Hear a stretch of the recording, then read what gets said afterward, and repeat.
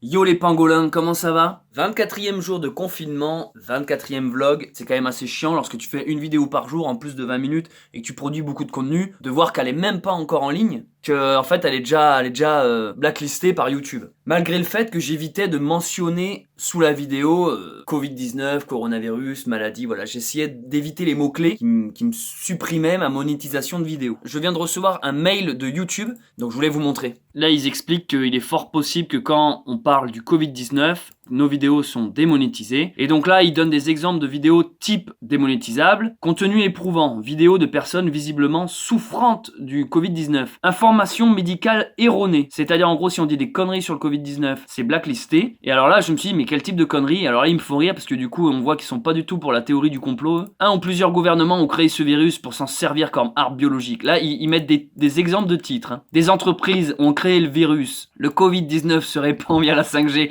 Vas-y, le vlog que vous êtes en train de mater, je vais directement le nommer comme ça, on va voir si ça se fait démonétiser. Le Covid-19 cible certains groupes ethniques. Ah bon? Là, ils se vendent eux-mêmes, YouTube. Il y en a qui ont dit ça, que ça ciblait que genre les Noirs et les Arabes, par exemple. Cette pandémie est une supercherie, une tentative d'étouffement d'un autre événement ou une attaque délibérée. D'accord. Blague et défi. Lancer ou relever un défi consistant à lécher un siège de toilette. Mais ils ont vrillé YouTube. Faire semblant de s'évanouir en public. Tousser, éternuer ou faire semblant de tousser, d'éternuer sur des passants ou des produits alimentaires. Faire croire à votre conjoint que vous avez le coronavirus. Se déguiser avec une tenue de protection pour inspecter quelqu'un, d'accord? Ça c'est pas drôle ça. Faire peur à quelqu'un en lui faisant croire que vous êtes infecté. Cette liste ne rassemble que quelques exemples et n'est pas exhaustive, ok. Bonne pratique pour créer du contenu lié au Covid. Alors ça c'est ça qui va nous intéresser. Si vous créez du contenu lié au Covid-19 et que vous souhaitez vous assurer qu'il peut être monétisé, suivez les consignes ci-dessous. Vérifiez la véracité des informations que vous fournissez sur le site de l'OMS, NHS, ok. Soyez conscient du fait qu'il s'agit d'une crise mondiale et qu'elle est encore en cours. Bon, très bien. Ces consignes ont-elles été utiles? Ok, bon, allez, je vais aller faire mon sport. Et après, si vous êtes sage, j'irai lécher un rond de toilette.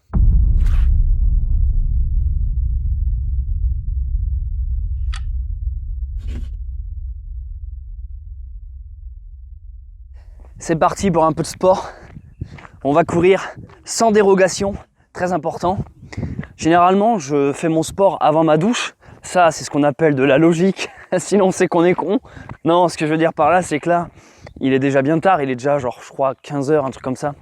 Je suis pas encore réveillé, quoi. Tant que j'ai pas pris ma douche, je suis pas réveillé, moi. On va d'abord bien se dépenser.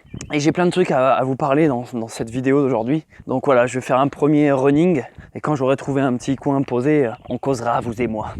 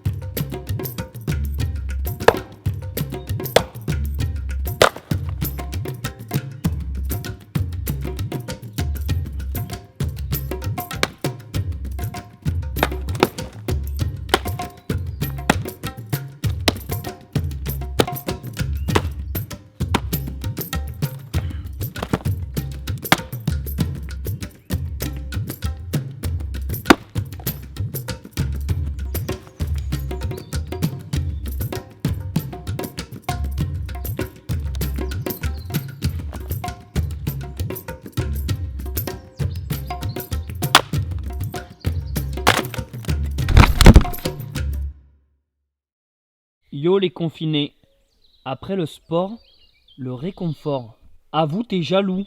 Tu peux que être jaloux face à cette préparation top chef. On a du riz, on a du poisson, avec la petite touche colorée. Avoue là, si t'es une femme, t'as envie de te dire putain mais cet homme, c'est l'homme parfait. J'aimerais bien me faire déconfiner par lui. Avoue, tu veux te faire déconfiner. Avec le pain rangé dans le torchon, à l'ancienne. Voilà. Là on est survivaliste. Tout à l'heure au début de ce vlog je vous ai dit ouais il faudra que je trouve un endroit calme où vous parler. Puis finalement j'ai oublié, je suis passé à autre chose après. Ça va être bon ça. Ce que je voulais vous parler tout à l'heure c'était que en fait depuis que je fais ces vlogs je gagne beaucoup d'abonnés, de nouvelles personnes. Oh mon dieu. Beaucoup trop bon. Il y a de nouvelles personnes qui arrivent. Parmi ces nouvelles personnes, il se passe un truc marrant, c'est que je retrouve des gens que j'avais entre guillemets perdus depuis quelques temps. C'est-à-dire c'est des amis avec qui on s'écrivait plus, avec qui on n'avait même pas nos contacts respectifs. Genre des anciens camarades de classe lorsque j'étais étudiant à l'école des Beaux-Arts, ou même des vieux potes de lycée. Bref, des gens qui on sait qu'on existe, on se connaît, si on se voit dans la rue on peut se dire bonjour, mais pas plus, tu vois, on s'appelle pas, on s'écrit pas, des genres d'amis lointains, des connaissances lointaines. Et c'est marrant parce qu'en fait depuis que je fais ces vlogs survivalistes, il y a pas mal de gens qui m'ont redécouvert en fait. Sûrement ils devaient suivre de loin, ils savaient que voilà, ils savaient que j'avais une chaîne YouTube et que je faisais le con sur internet de temps en temps, mais sans trop suivre vraiment ce que je faisais, et je les comprends, attention. Et du coup là ça fait quelques semaines que vu que je gagne des abonnés et que je pense qu'il y a c'est proportionnel tout ça, tu vois, je touche de plus en plus de gens et du coup également des gens que je connais déjà. Il y en a plein qui me réécrivent en privé sur Facebook ou par Gmail, genre mais hey, Céleste, je sais plus si t'en souviens, ça fait 10 ans on était dans la même classe aux Beaux-Arts. Et ça me fait marrer parce qu'en fait ça me fait super plaisir de savoir que je renoue contact avec des vieux potes. J'essaie de me mettre à leur place, je me dis mais ça me ferait quoi moi, imagine voilà t'as un pote que t'as pas vu depuis 10 ans, même plus, 15 ans des fois, que tu retombes dessus sur le net et que tu te dis putain mais qu'est-ce qu'il est devenu. Ah ouais ok il est juste devenu fou, il fait des vidéos de survivalisme. J'avoue que je dois, d'un point de vue extérieur, je dois renvoyer l'image un peu d'un taré, mais là je parle surtout pour les gens qui me connaissent.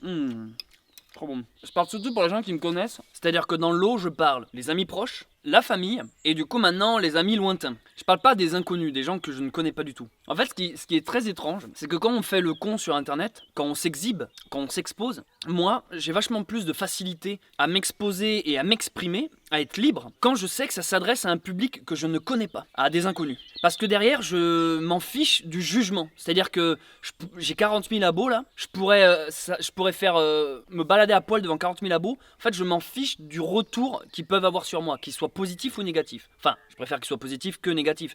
Mais ce que je veux dire, c'est que si dans l'eau il y a des commentaires négatifs, ça n'a pas d'impact parce que je sais que ça reste des inconnus, des gens que je ne vais pas spécialement côtoyer ou fréquenter. Et puis même, ils ne connaissent pas le véritable moi. C'est-à-dire, quand je dis le véritable moi, je parle du Céleste. C'est moi un Céleste au fait pour les nouveaux, hein, je m'appelle Céleste, salut. Ils connaissent pas le véritable Céleste dans le quotidien. Parce que là, avec ces vidéos, je suis intègre, je suis en entier, c'est vraiment moi. Mais je veux dire, on est toujours obligé d'être dans une expression. On est toujours obligé d'être dans un truc très démonstratif, pour justement que ça soit agréable à regarder pour tout le monde, les gens connus comme les inconnus.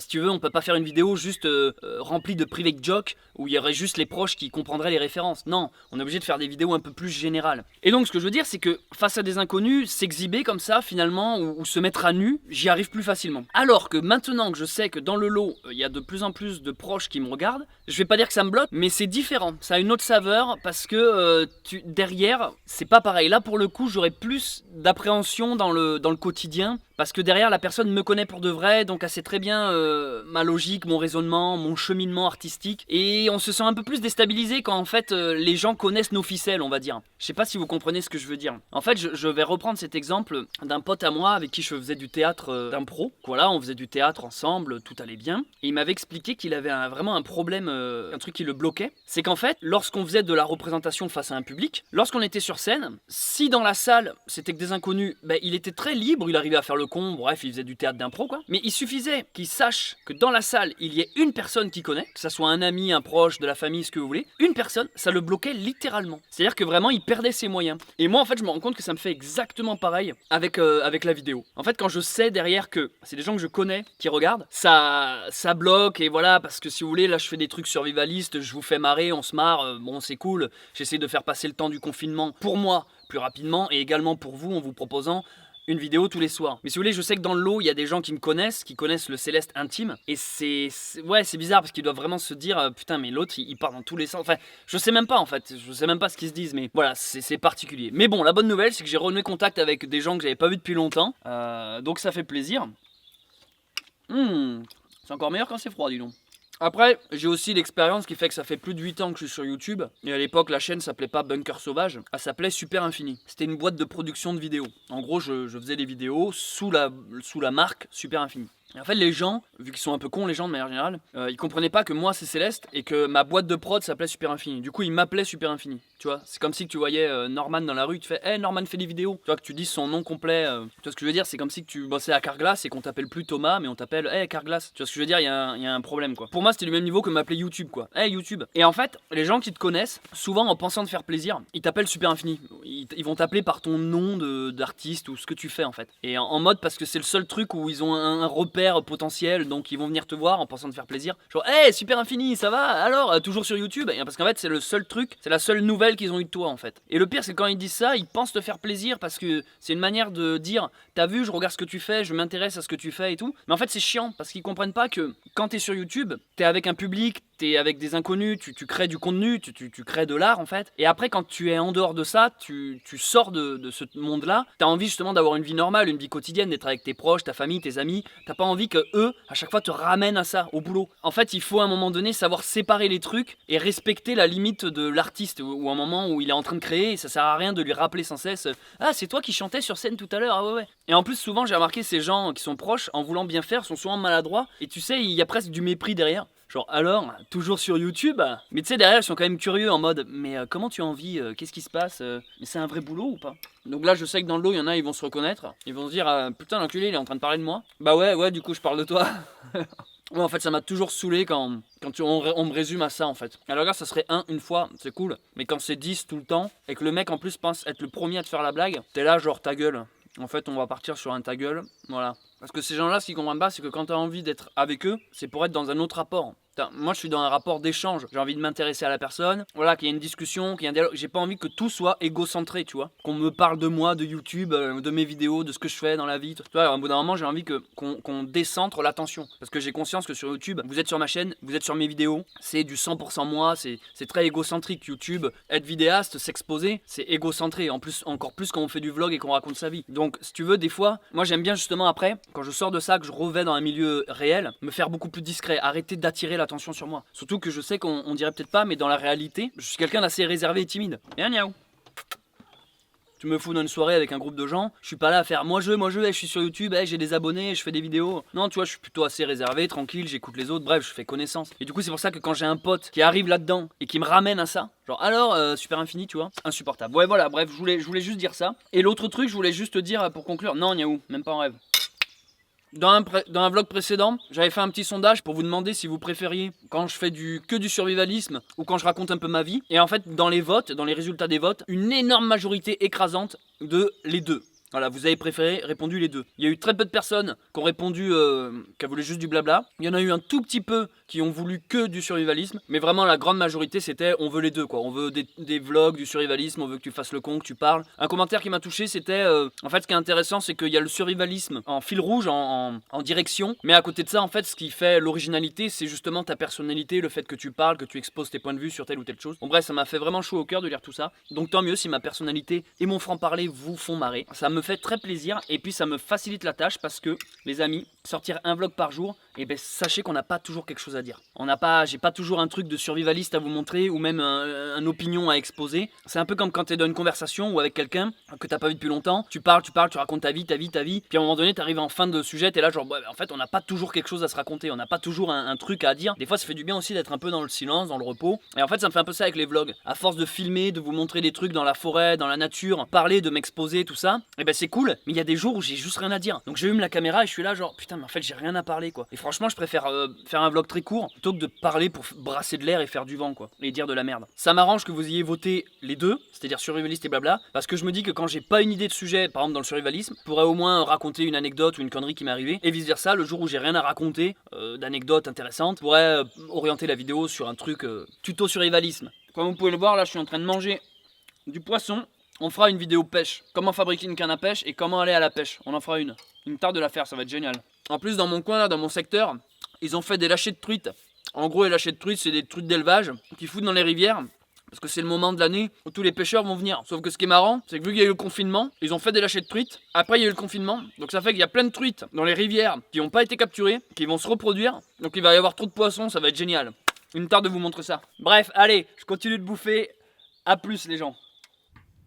Eh bien les amis, j'espère que ce vlog vous a plu. Je sais pas pourquoi j'ai une voix de clown dans un cirque. On est chaud, on est chaud ce soir. Yo les confinés, je voulais simplement vous rappeler que demain à 20h, faut venir sur cette chaîne YouTube Bunker Sauvage pour un nouveau vlog, voilà, c'est tout. Donc je compte sur vous, un vlog par jour, un vlog tous les soirs. On est toujours de plus en plus nombreux. Merci et bienvenue aux nouveaux et aux nouvelles qui débarquent. Ça me fait plaisir, je suis content de voir que ces vlogs vous plaisent. Il y a pas mal de gens aussi qui m'ont fait des dons sur Tipeee, donc comme d'hab, vous gérez. Nickel. Je vous donne donc rendez-vous demain, ici, même heure, même endroit, au Bunker Sauvage. On reste en contact, tant qu'il y a du réseau.